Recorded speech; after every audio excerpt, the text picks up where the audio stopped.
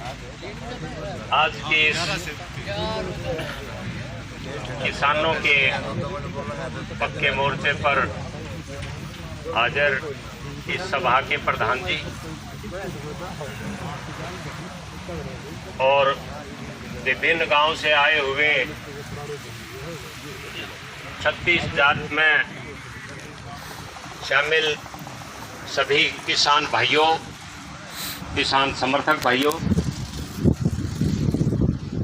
मैं भी जैसे आप अपनी तरफ से इस किसानों के आंदोलन को समर्थन देने के लिए आए हुए हो, मैं अपनी तरफ से भी और अपने परिवार पार्टी की तरफ से भी आपके इस जो किसानों का ये मोर्चा यहाँ लगा है और इसी तरह से पंजाब के, हरियाणा पंजाब के बॉर्डर के ऊपर चाहे मजबूरीवश उनको आगे नहीं बढ़ने दिया गया इसलिए लगा या अगली रणनीति के तहत लगा, ये सारे का सारा जो लड़ाई आप लड़ रहे हो, यह लड़ाई सिर्फ कहने को या अब तक जो चर्चा चल रही है, जो पंजाब से किसान आए दिल्ली जाने के लिए बॉर्डर के ऊपर रोक लिए, अभी तक तो चर्चा है कि भाई एमएसपी की मांग के लिए ये लड़ाई है। लेकिन किसान की लड़ाई सरकार से किसी एक मुद्दे पर शुरू तो होती है, लेकिन किसान के रास्ते में सरकारें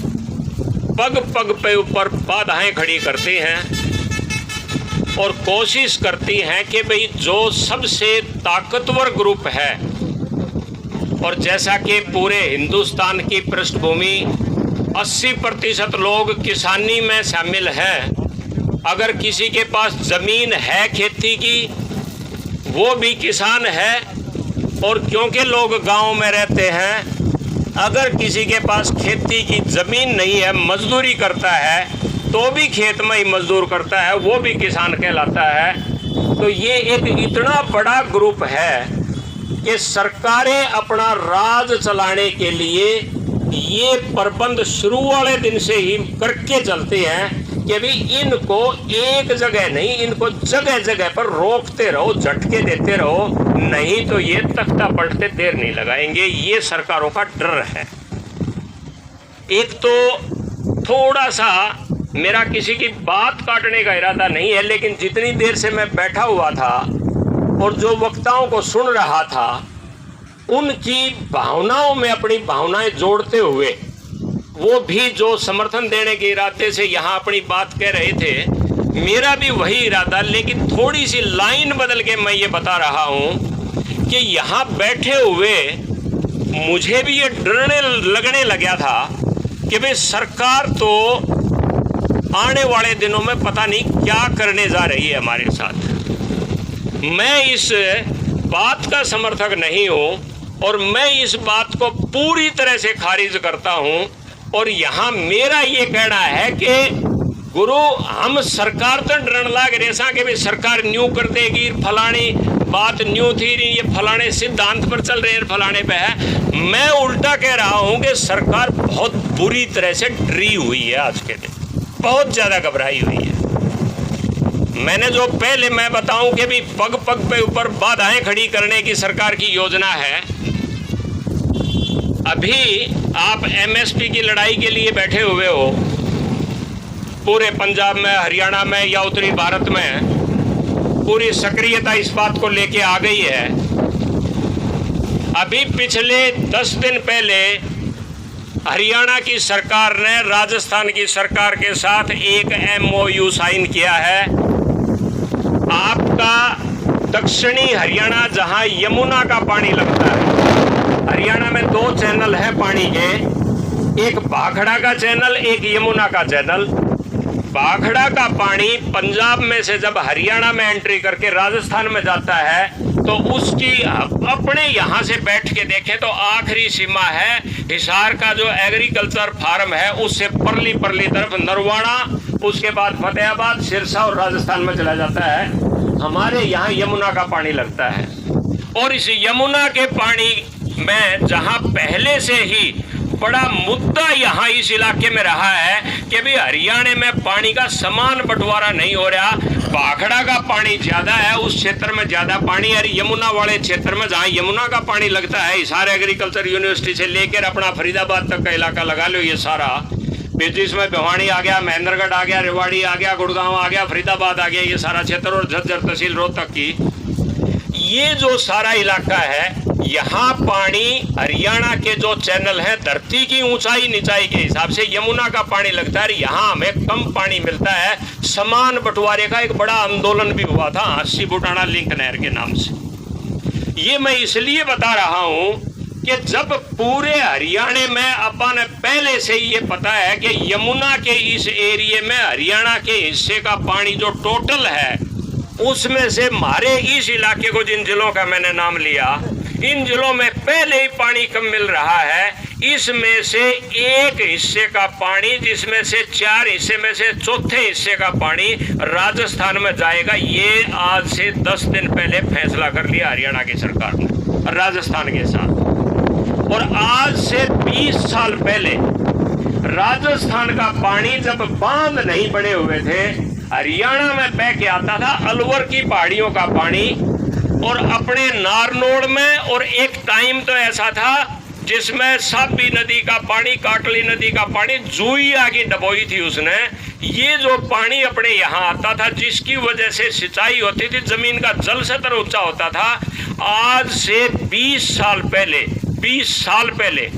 जो नारनौल के बाहर करके गांव थे, जहां ट्यूबवेल से सिंचाई हुआ करती, उन्होंने अपनी मोटर काटी ने घर ने धरती बेच दी थी, क्योंकि नीचे का पानी खत्म हो गया था। ये हालत आज दक्षिणी हरियाणा में 20 साल पहले से है। और इस दक्षिणी हरियाणा को जो यमुना का पानी हमें मिल रहा था, चाहे बाढ़ के नाम पर एक्स्ट्रा पानी बारिश का बहाना बन के दिया हो, सिर्फ और सिर्फ सरकार की एक नीयत थी कि राजस्थान में जो सरकार में चीफ मिनिस्टर बना है, नया चीफ मिनिस्टर, और जैसा कि यहाँ बता रहे थे, एक विचारधारा विशेष के नाते से कोशिश हो रही है कि भी इस पार्टी को लंबा चला लें, लंबे समय तक राज कर लें, उसको सपोर्ट देने के लिए कि राजस्थान का चीफ मिनिस्टर अपने लोगों के बीच में खड़ा होके या कह दे कि देख लो भाई, पानी जो हम भाखड़ा का मांगिया करते, मैंने तो भाखड़ा की तो बात अलग से, मैंने तो यमुना का भी पानी लेगी तरह छोड़ दिया। ये राजस्थान के सरकार में बैठे हुए नए चीफ मिनिस्टर को ताकत देने के लिए हमारे इलाके का पानी काट के वहां भेज दिया। कित लड़ाई लड़ोगे? एक तो बात ये, बात अकेले एमएसपी तक की बात नहीं है, आज मुद्दा एमएसपी का है। आप जो बैठे हो और जो ये पंजाब से जो किसान आया, दिल्ली जाने के लिए आया, हरियाणा के बॉर्डर पर रोक लिया, निश्चित रूप से एमएसपी का, एकमात्र एमएसपी का मुद्दा है। लेकिन मैंने जो आपको बात बताई 10 दिन पहले, हमारे इलाके का पानी काट के और राजस्थान को दे दिया, जो 20 साल पहले हमारे नारनौल का, महेंद्रगढ़ तक का इलाका इसलिए सूख गया, वहां इसलिए सोखा आ गया कि यमुना का पानी तो लिफ्ट सिंचाई की वजह से वहां पहुंचता नहीं, और जो कृष्णावती और आपकी साबी और एक दोहान नदी, ये जो नदियां अलवर की पहाड़ियों से बह के हरियाणा में आती थी, वहां राजस्थान ने पहले ही बांध बना लिया था। तो एक तो हमारे सामने अनेक तरह की चुनौतियां हैं, अकेली एमएसपी की नहीं, आपको ये दूसरा प्रबंध भी आपका 10 दिन पहले हरियाणा सरकार ने राजस्थान के साथ समझौता करके ये दूसरा प्रबंध भी कर दिया। एमएसपी तो हटाएंगे तो फिर यह लड़ाई लड़नी पड़ेगी, ये भी जल्दी ही शुरू आपको करनी पड़ सकती है, क्योंकि हमारे इलाके में इतना सरप्लस पानी नहीं है। और यहाँ इमलोटा में या समसपुर में हम अगर बैठे हैं एसटीपी की वजह से, अगर कोई यह कहे कि हमने डरा लेना, तो बहुत ज्यादा डरने की बात नहीं है। सरकार अंडरग्राउंड पाइप दबा के राजस्थान में पानी पहुंचा रही है, तो अगर इमलोटा के खेतों में पानी ज्यादा हो भी गया या समसपुर के कुछ इलाके में पानी भरा भी है, तो यहाँ से लाइन दबा के न अरबारवास की बड़ी में क्यों नहीं छोड़ दे, उड़ा पानी का कुआं का चवा ऊपर आ जाएगा, या गैली का नी क्यों नहीं ले जाओ, जहाँ 20 साल पहले लोग कुआं में तो मोटर ठा ले आए थे अपनी। तो पानी को, हरियाणा के पानी की लड़ाई भी आपको आने वाले समय में लड़नी पड़ेगी, एक बात तो यह। दूसरी बात यह, जो आप यहाँ बैठे हुए हो और यहाँ जो वक्ता अपने अपने ढंग से अपनी बात कहते हैं, सारे आपको समर्थन दे रहे हैं और बढ़िया ढंग से आपको समर्थन दे रहे हैं, लेकिन जो ये विचारधाराओं के नाम पर हमको डराने की कोशिश कर रहे हैं ना, तारे तर मारे तर बोलनिया तो ज्यादा डरा हुआ है आज का प्रधानमंत्री। आपसे और मारे से ज्यादा डरा हुआ है हरियाणा का मुख्यमंत्री। और वो आदमियों को ये पता है कि मारे हाथा पैरा तले थे जमीन खिसकली, लोग नाराज हो लिए। आप लोगों की ताकत तो देख चुके, पहले से ही पता है किसान कितनी बड़ी ताकत है। उनको तो रोकने के लिए हर जगह झटके देती रही है सरकार, लेकिन अब सरकार को स्टेट वाइज अगर निगाह मार के देखोगे, देश में जो ये बात कह रहा है कि 400 पार हम 542 में से 400 पार हम लेके आएंगे समझौते वाली इस पार्टियों के साथ मिलके, और हमारी अकेली पार्टी के 370 से ऊपर लेके आवांगे। जितनी पार्टियों से समझौता करने लग रहे हैं, 370 पर चुनाव है कौन ही लड़ने लग रहे अगले पार्लियामेंट में खड़ा हो गए। प्रधानमंत्री कहता है कि 370 तो एकली हमारी पार्टी लेके आवेगी, और अगर आप आंकड़े देखोगे तो 370 से कम सीटों पर तो वो पार्टी चुनाव लड़ने लग रही है। कहां से 370 लेके आएगी?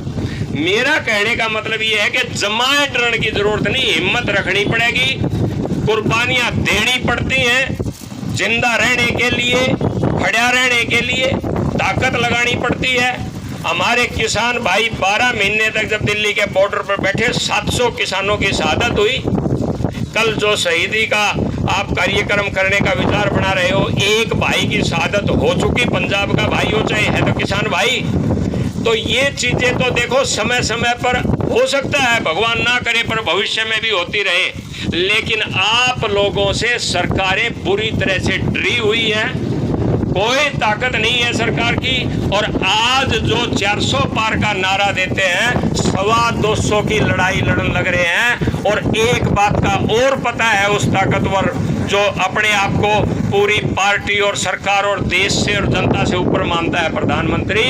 उसको इस बात का पता है कि 225 लेनी मैंने मुश्किल हो रही है स्टेट वाइज, लेकिन अगर मेरी 272 पे राज बने से 271 भी आ गई और एक आदमी का समर्थन किसी अन्य पार्टी से लेना पड़ गया, अगर वो देने भी तैयार हो गया, तो उस आदमी की भी पहली शर्त ये होगी कि पार्लियामेंट में प्रधानमंत्री यो नहीं होना चाहिए, भाई मैं समर्थन दे दूंगा। ये हालत है। तो ये सरकार जा रही है, निश्चित रूप से जा रही है, कोई ब्यूत नहीं है। लड़ाई में आप मजबूत हो, त्याग आपने कर रखा है, भविष्य में करना पड़ सकता है, इस बात के लिए आपको तैयार रहना चाहिए। मैं तो ये बात कहने के लिए और अपना समर्थन देने के लिए आपके सामने खड़ा हुआ। भाई पंचायत के नाते से मेरे मुंह से कोई भी गलत बात, हल्की बात निकल गई हो तो माफी चाहूंगा। आपका बहुत बहुत धन्यवाद। राम राम।